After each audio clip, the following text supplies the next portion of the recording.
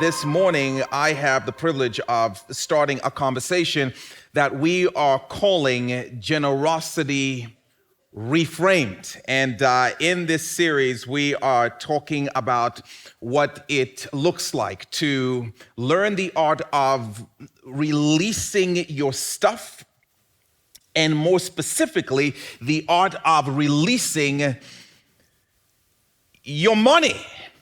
And listen, I just want to say a couple of things right off the bat. The first thing is I know I have spent enough time around the church to know that there are certain topics that tend to carry with them an air of delicacy, if I can put it delicately. There are a number of conversations that ought to come with like a trigger warning, because they are very, very sensitive to the church at large. And a few examples of those topics would include things such as sex, politics, and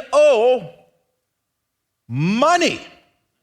If you want to frustrate the church and see parents cover their kids' ears, or skip a few weeks of service mysteriously, or see your numbers drop a little bit, just talk about one of these things: sex, politics, or money. I'm just saying, I know. Anyway, all that to say, we're starting a 3-week series about money. You're welcome. Let me say a second thing. And the second thing is no. A strong, hard no on this. And I just want to get this on the record. No.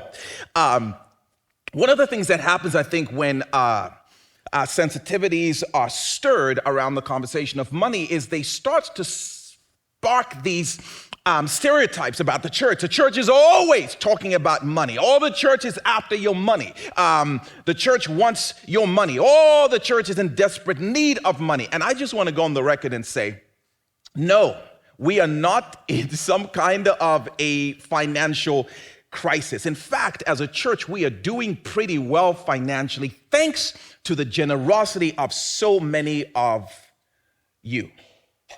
Thank you very much. Matter of fact, I was just walking back to come here, and somebody grabbed me and was just marveling once again at a very generous gesture of somebody from this church family. So that's not what's happening. We are not doing some kind of a financial campaign, or we are not trying to raise funds for something in particular. Now, don't get me wrong. We will ask you for your money. And as we'll see in the next number of weeks, one of the reasons for that is because money fuels the mission. And for a church movement that says we're about the mission of showing and sharing the person of Jesus Christ, we understand that money helps to fuel the mission of Jesus Christ. But that is not what this series, this conversation is about. Again, what the church has tended to do in response to some of the sensitivity that the conversation about money stirs is the church has overreacted, and the overreaction has gone something like this. Well, if you guys think that all we want is your money and all we talk about is money, we'll show you, and we're not going to talk about it at all. And so the church becomes very silent, and the issue of money becomes almost taboo. Or the church overreacts in a different direction and says, oh, you think we talk about money? We're going to talk about money, but we're going to do it so subtly and secretively and manipulatively, and we'll do it in a covert way that you won't even know we're talking about money. And it becomes this manipulation that stirs the very stereotypes that make money an even more delicate topic to talk about in the context of the church. So we just want to talk about it head on. And this morning, I want to start by answering the question, why talk about money? Why talk about generosity, especially knowing how delicate a topic this can be? In recent weeks, for those of you who've been with us, we've been talking about what matters most. We just wrapped up a series called Busy Jesus not too long ago. And in that series, we continue to repeat this mantra that what matters most ought to matter most no matter what. You can consider this in many ways just a continuation of that conversation. We want to talk about generosity as it relates particularly to our money because money matters. Woo! Money matters. Few things in the life of a Jesus follower matter more than your money. Money matters. We want to talk about this conversation even though it's delicate because the matter of money is a heart and discipleship issue. Your money is a Jesus following issue. Money matters. How you think about it, how you spend it, what you spend it on, what you save it for, how much of it you give away, what you give it away to, that matters. Few things matter more for a follower of Jesus Christ than your money. Money is a discipleship issue. And as a church that says we want to be all about what it means to follow Jesus Christ's heart and soul, we cannot avoid having a conversation about money because money is a discipleship issue. It matters for Jesus' people. Money matters. You are going to guess the answer to this question, but I'm going to ask it to you, and then you're going to feel like, oh man, we know some deep truths of the Bible. But do you know the single topic that Jesus talked about more than he talked about any other single topic? Any guesses? Yep. Money. Money.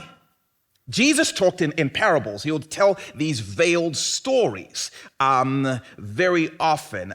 More specifically, Jesus taught in parables 39 times. And out of those 39 parables, 11 of them were connected to the topic of money. 1 out of 7 verses of Jesus' words were about the topic of money. More than any other single topic, Jesus talked about money. Not heaven, not hell, not modesty, not dancing. Money. Now, I want to be very careful and say that Jesus didn't always teach about money. In some of those contexts, Jesus would be using money as an illustration to teach something else related to his kingdom. But nonetheless, when Jesus was teaching or Jesus was talking, he would either be directly teaching about or using as an illustration the issue of money because Jesus understood money matters. Money matters. But more important than the fact that Jesus referred to money more than any other single topic is why Jesus did it and what Jesus said about it. Jesus didn't do this because he believed money matters more than Jesus matters. Jesus didn't do this because he believed that money matters more than the kingdom of God matters. That's not why he spoke about money so often. He did it because he knew nothing reveals where you really stand with Jesus and his kingdom more than money. Money is one of the greatest litmus tests of who you really are, what you really believe, and where you really stand with Jesus and his kingdom. And so the conversation about money matters. You want to know who you really are and what you really believe? Yep, your calendar will tell you. But more than that, your checkbook. And many of you in this room will have to Google that term. So, it should not surprise any of us that the devil has commandeered this conversation that matters so much to Jesus and his followers, and he has thrown us into a frenzy about it. Oh, make sure that the church becomes very self-conscious about this, and make sure that the church becomes very taboo, and make sure that we start, dividing over it and saying, oh, that's all the church wants to talk about, and make sure the church figures out a way to become quietest about what Jesus spoke about so often. And the church has cooperated. Well, we don't want to seem like that kind of church. We don't want to feed into the stereotype that the church is always talking about money, et cetera, et cetera. So we're going to become quiet about it. And the devil's like, yes, I just took out of play one of the key areas that Jesus talked about. Money matters. And if it really matters that much in Jesus' conversations and in Jesus' teaching, then I think the opposite should actually happen. Like if we as a church go too long and don't talk about money, like the church should protest a little bit. Like, I'm sorry, how come we're not talking about something that Jesus talked about so much? There should be the opposite reaction. Man, we go to a church and they never talk about money. What's up with that? If it is a discipleship litmus test that shows us where we really stand and what we really believe, then we should be, why aren't we talking more about it, right? And I think it's been one of the enemy's great strategies. So, what will your money say and surface about you in this conversation? Are you ready to let your money speak?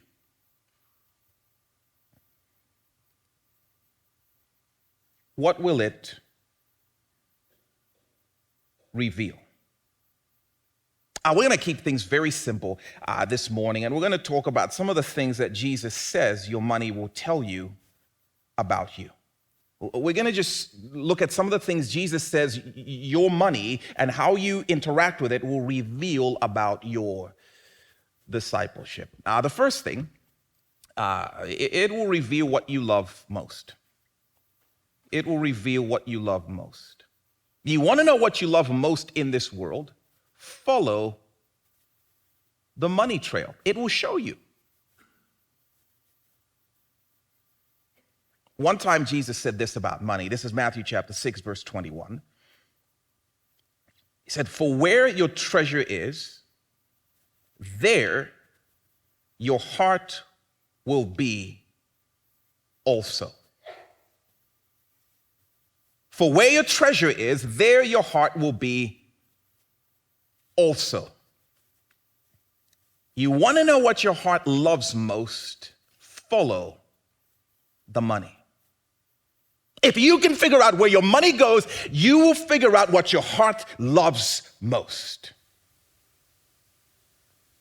And for a church that says it's Jesus we're after, it's Jesus that we love, Jesus would ask the question, does your money agree? This is such a profoundly beautiful thing that Jesus does for us. It is profoundly beautiful because if you think about it, in the church, we say a lot of things and have a lot of funky phrases that are impossible to measure. Jesus, we love you with all of our hearts. Okay. But here's the thing about the heart, right? It's this invisible thing that lives inside me, and I can't reach it. I can't see it. I know you have one. I can't see it. So I can't see what your heart is about. I can't see what's on your heart or in your heart. And I can't see what's in my heart. So I can say whatever I think is in my heart. I can say what I believe my heart loves the most, but it's invisible. I have no way of really getting in there and accessing it. I wish there was some mechanism and some device that I could, attach to myself, and then it projects onto a screen, not in front of any of you, all of the stuff that's in my heart, and then I can really evaluate what's in there. And Jesus says, I'll give you a heavenly hack for that. Follow your money. And it will serve as a projector showing you what your heart really, really loves. Not what you say you love, but what you really, this is such a gift to think about it. If you could see what was in your heart, wouldn't you want to? And Jesus is like, I have one way for you to do that. Follow the money. This money matters because it will magnify what's in your heart and it will make it visible to you. Forget what you think is in there. Jesus says, let's actually see what's in there. What do you spend your money on? What do you want more money for? What do you fantasize about buying or buying more of? What do you think about the people who have lots of it on Instagram and places like this? What do you give your money away to, especially when you don't believe you're going to get it back? No, really, let your money speak and let it project what you really love. This is so fascinating, especially because of the way we tend to use the word love. Like, I think about this, and it's a word we throw around all the time, right? Like, kids to parents, like they're on the phone, like, love you, bye. Love you, bye, which is just a way of saying, like, oh, can you leave me alone? I'm trying to do some other things right now. Love you, bye. Love you, bye. And Jesus is saying you can keep saying that word as much as you want, but do you really though? And he's asking that regarding our money. What is on the list of things you will not miss spending money on? Let it speak. And come, let's project it. Like, okay, my streaming service, because, that's obviously essential, duh. My data plan for my cell phone and my streaming service, because I need to get the bundle on my phone, for the restroom. So, that's essential. Obviously groceries, like, my car payment, that's on there. Tuition, like I have to pay that off. So that's on my list as well. Obviously, my daily coffee hit, right? Like, because if I'm gonna love like Jesus loves, I'm just saying, my investment, my clothes, my travel expenses. On there on my list, it's essential things that I will not miss paying for. And Jesus would say, yep, those are the things you love most. And I would be like, but I don't feel deep, warm, fuzzy affection towards those things. Jesus is saying, I'm not asking you how you feel about those things. I'm asking you whether or not you love them. And in my mind, the reason this is so difficult for me is like, no, but aren't the things I love the things that like I have certain feelings for and feelings about? And Jesus is like, no.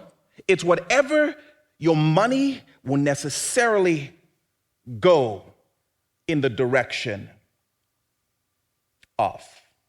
That's fascinating because I would say, well, hang on a second, but that's, you got to eat.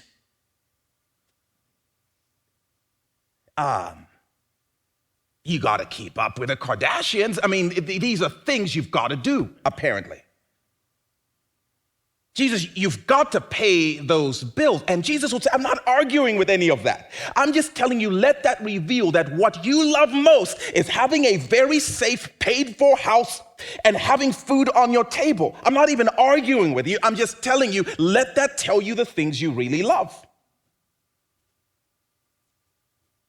But let it also eventually tell you that when the opportunity arises for you to give towards things that align with my heart and my priorities,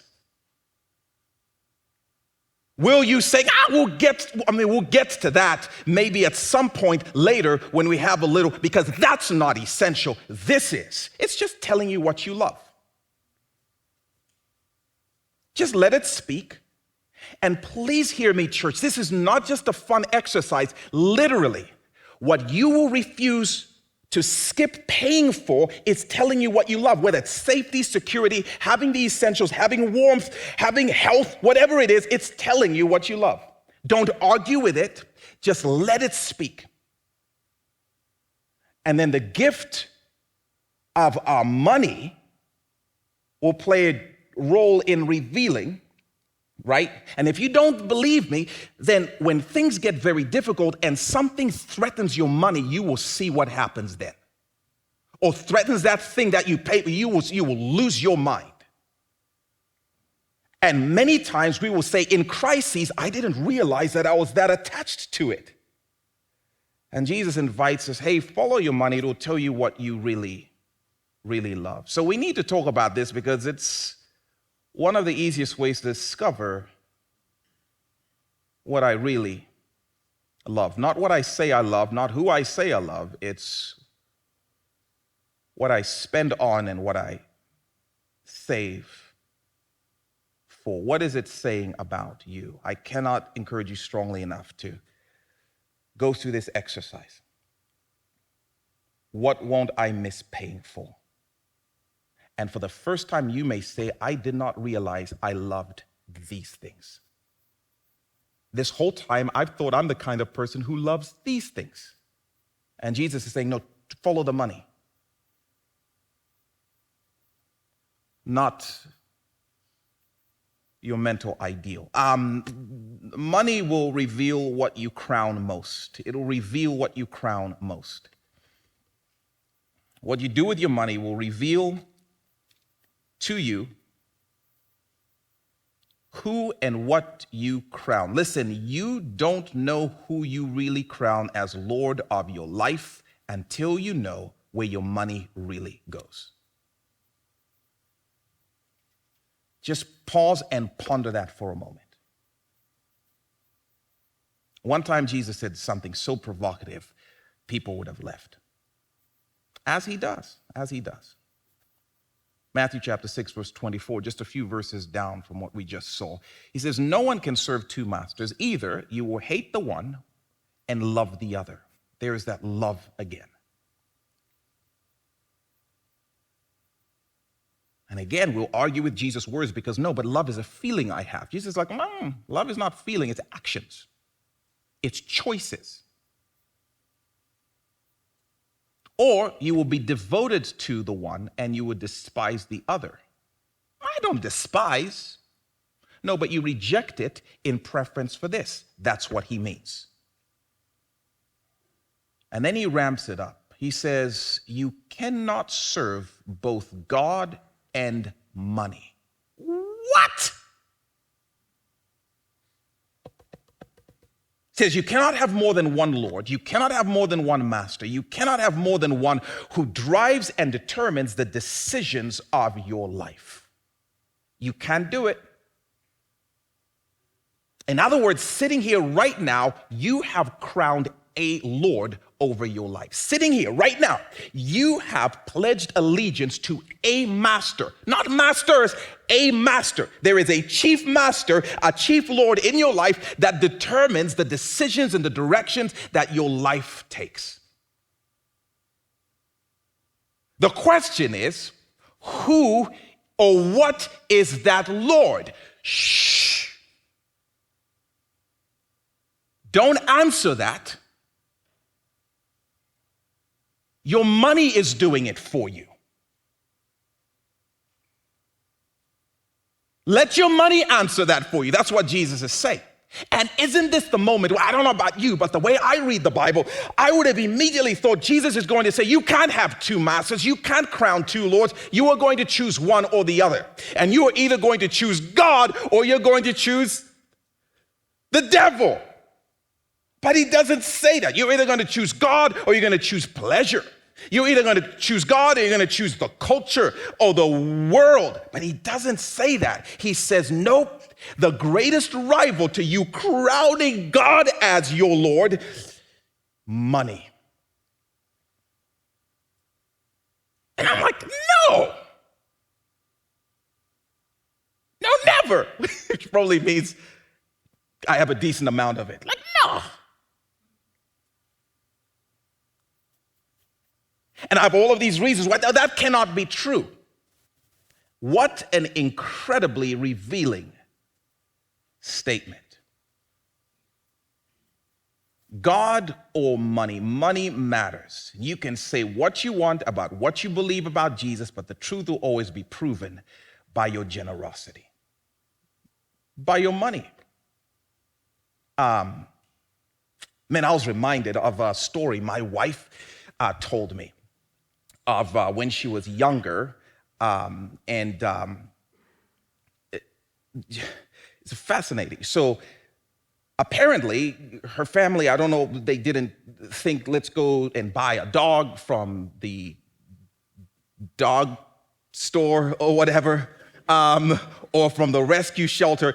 She was telling me about how she got this particular dog. Like, I don't know if this dog was on the loose and it didn't have a collar, so it was just anybody's dog. And so she's like, oh, I want this dog. I like this dog. I maybe even love this dog. The problem was, the neighbors were like, oh, we love this dog. We want this dog. And a battle ensued, and they agreed, like, all right, let's do this. You stand over here, and we'll stand over here, and both of us will call for the dog. Here, doggy. And whichever person the dog goes to wins. And I just wanted to share that because my wife won, otherwise I wouldn't tell the story. But that's how they got that particular dog. And that's kind of what Jesus is saying. You can't serve two masters, because when the opportunity comes to be generous, or when you see something or you see a need, you are going to have to choose between. God is like, come on, give it away. You're like, oh, no, because we've got this on the list. We've got to save for this. We've got to do this. We've got to do this. And Jesus is saying, you will crown a master, and you won't think about it until an opportunity arises and you are forced to decide.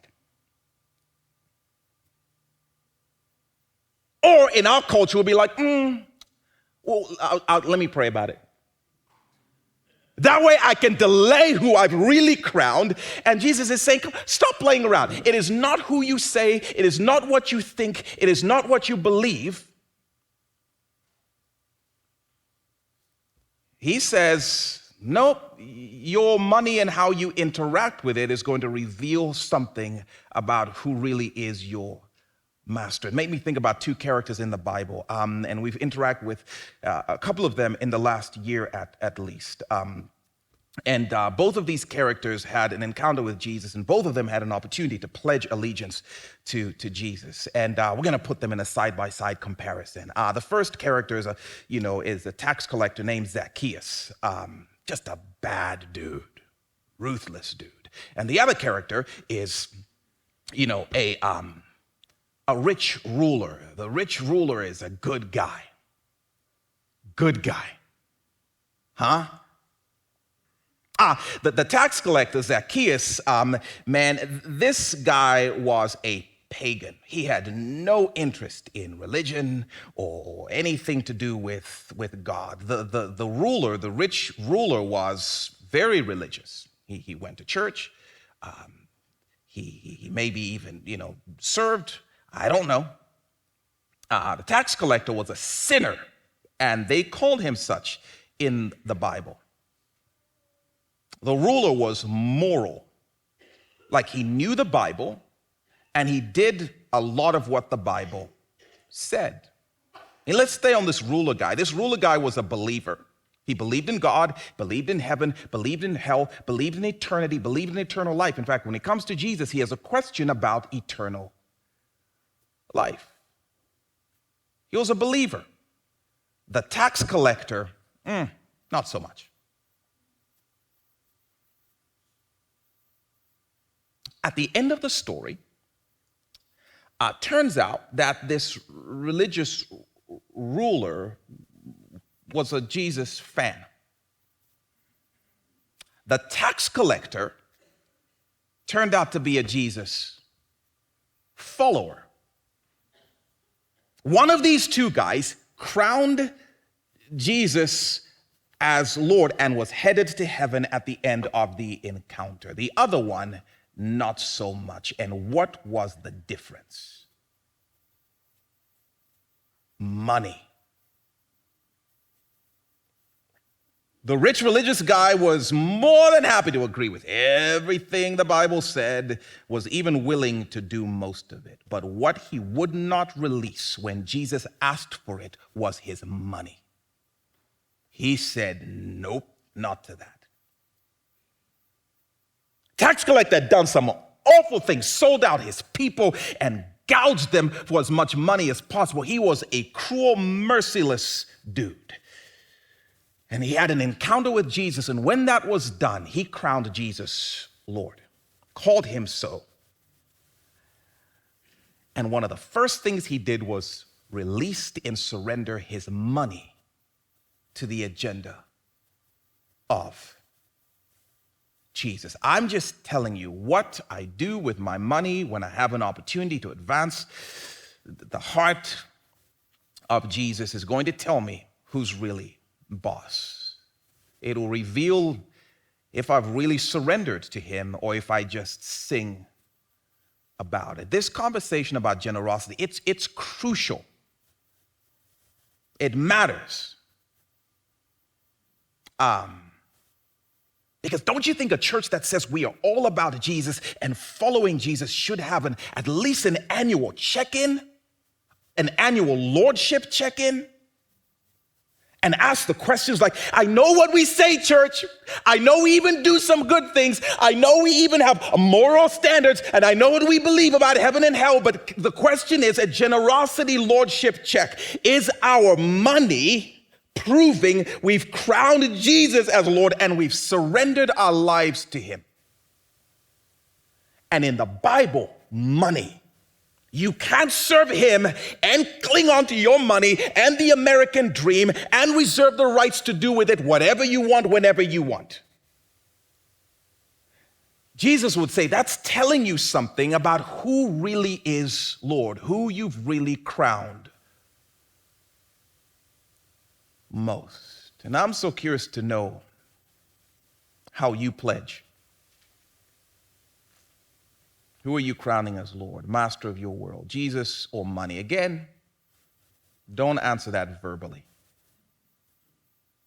Answer that Venmoly. Not with your words, but with your wallet. Money matters. Money matters, lastly, because it reveals what you experience most.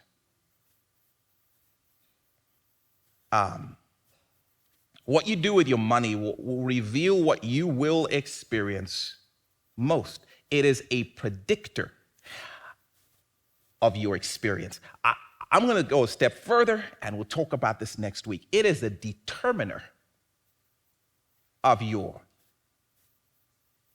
experience. What you do with your money will determine the quality and quantity of your blessing, how much and how much of it you enjoy. I don't know if you knew that.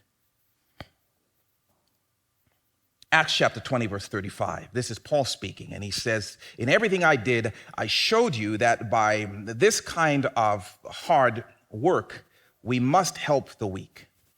Amen.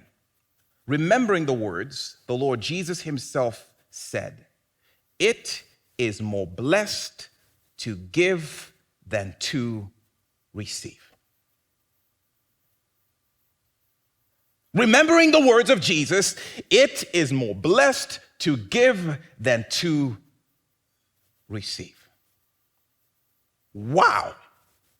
So you can hold on, or you can hoard your money, and if you do, you might keep it, you might even enjoy it some.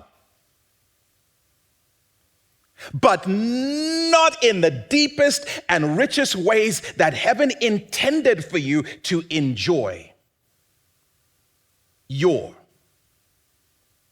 resources, because it's more blessed to give than to receive. Oh, and by the way, the word blessed means to be completely happy. There is more complete happiness in giving than there is in receiving. Wow. Jesus is like, no. The greatest happiness, it actually doesn't come from getting more money. It comes from giving more of it away. What? No way. Jesus, that is very counter to our culture and what we say. And Jesus, I know. These are kingdom principles. And in your world, they will feel like they work in reverse. But I promise you, the deeper quality of life is found not in taking and having more, but in releasing more. Some of y'all, by the way, over the next number of weeks are on the verge of stepping into a world of blessing and joy and happiness that you did not even know was possible. Not because you're going to get the dream of getting something more, but because you are going to realize, I'm going to give more, and in giving more, I am going to experience greater happiness. God has designed it such that releasing money generously unleashes happiness hilariously. The last time we talked about this, we called it that, hilarious generosity. Do you believe that? And can you even understand why the enemy would want to convince us that the core of happiness will come if I have more and get more and spend more on myself? And however more it is, he's going to keep saying, now just a little bit more. And Jesus says, I promise the greatest happiness is in releasing it, in giving it away. Do you believe the words of Jesus? And does your life reflect that? And some of us have been walking through seasons of darkness and sorrow and sadness. And the belief the enemy whispers is, if you could just have a little more of this, if you could just get people to do a little more of this for you, if you could just reach and have a little more. And Jesus is saying, listen, Dead Sea, you need some outlets. What you actually need to do, the kingdom principle says, no. How completely happy is a person who's giving more away? I dare you to be like, all right, I'm going to start engaging kingdom principles and see what happens. 2 Corinthians chapter 9, verse 6. We'll talk about this more next week, and I cannot wait. Because it's not just about the quality of your happiness, it's about the quantity of it. Woo-hoo-hoo-hoo. There it goes. Prosperity preaching. And I'm just saying, the prosperity people I think they're a little bit like manipulative at times, but they're not entirely wrong. That's what we do. Like that whole thing must be complete. No, not the whole thing. 2 Corinthians chapter 9, verse 6. You do your homework. I'm not going to feed you by a spoon. Go do some homework. Look at this verse, read it, study it, and you tell me what you think it means. And then I'll tell you what I think it means. And we'll both be right. Remember,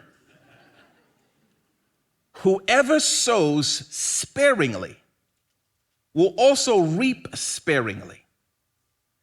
Whoever sows generously will also reap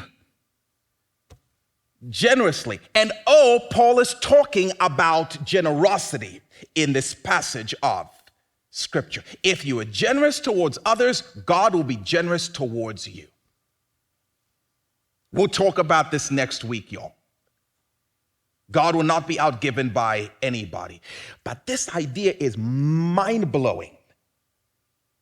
That your generosity, your releasing stuff in generosity provokes God's generosity in your life? No way. And it's one of the few places where Jesus would say, if you don't believe me, try it. Give it a shot. Let's see what happens. And I'm just saying, if you have any wisdom as an investor, wouldn't it be a smart thing to say, wait, if it's more blessed to give than to receive, then what should we be investing more in? Probably giving.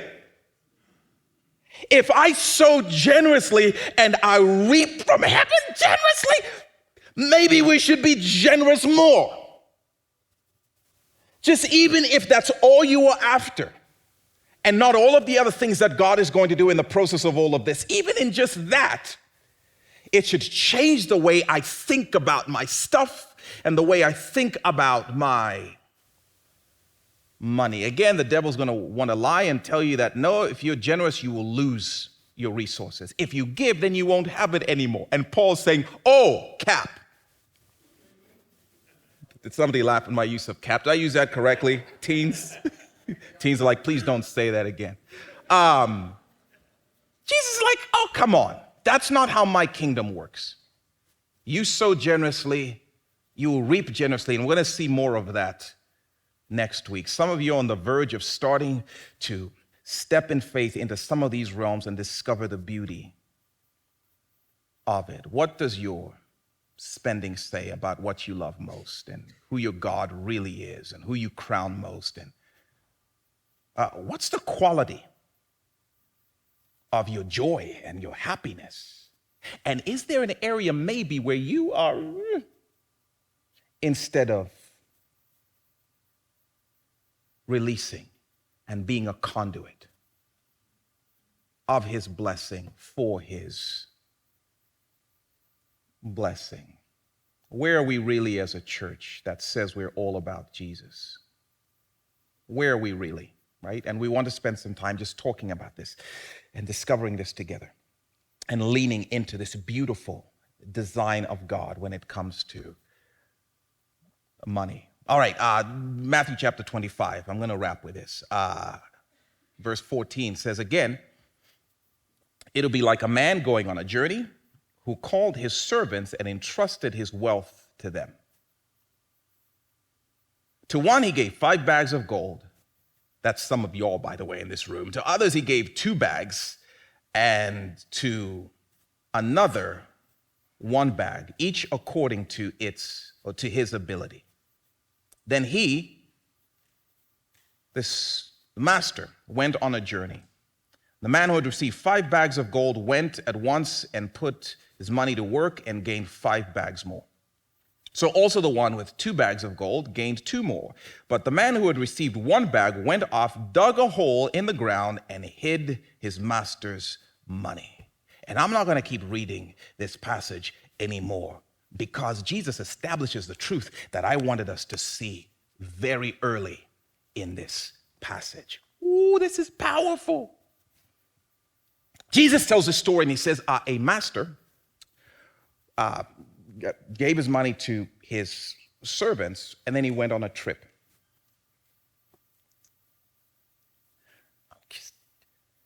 Just sit with that for a while.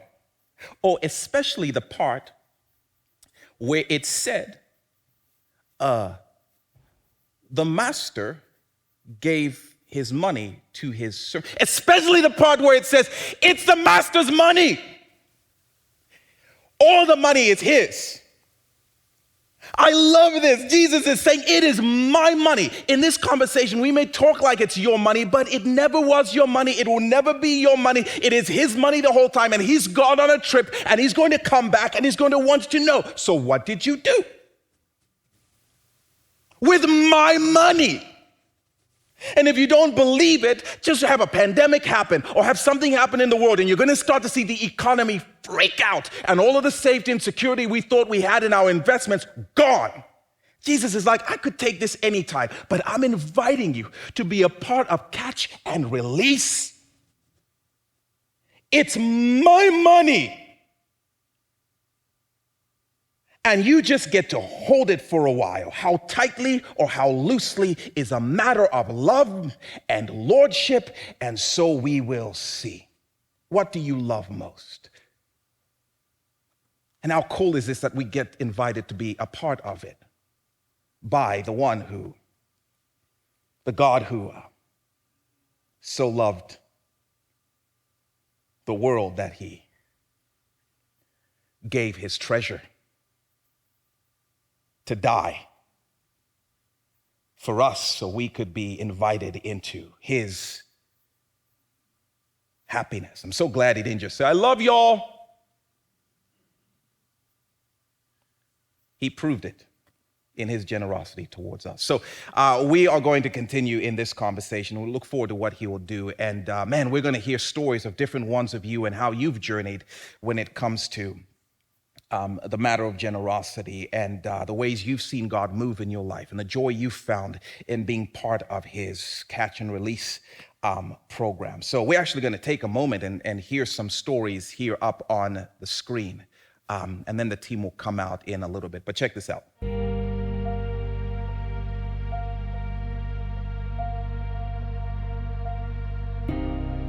Generosity is really important to me because I was given a second chance. Thinking about the sacrifice that Jesus did. He died on our cross for, sins that I haven't even committed yet.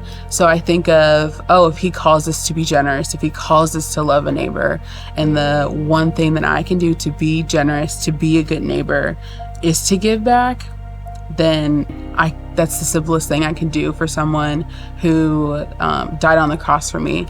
Giving back, specifically in tithes, I'm not gonna lie, it was kind of hard at first. I was just learning how to be an adult, honestly. What does it look like to budget? What does it look like to give back to the church? And why is that important? With the combination of moving from Michigan to Indiana full time and then being out on my own and a couple of, car breakdowns. We love those.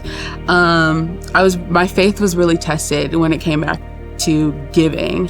Giving back in tithes and offering was a tangible way for me to give God my faith and show, hey, I have this faith. I believe in you, and I know that I'm giving everything to you, and this is one way that I'm going to show it, especially when I'm struggling in my finances. I'm giving over this money that is yours, and he provided for me anyway. I think one prime example was my car broke down again, and it was $700, and I was like, I don't have $700. I'm just out on my own. I just started my first big girl job. I don't even have an emergency fund yet. And out of nowhere, $700 turned into $300 for my car to be fixed. Out of nowhere, someone dropped $300 in my pocket, and I was like, I know this was to pay for my car. I would say if you don't know where to start in the Word. Look into the Word and see why giving back is important to God. And if you think things that are important to God are important to you, then you know why it's important to give.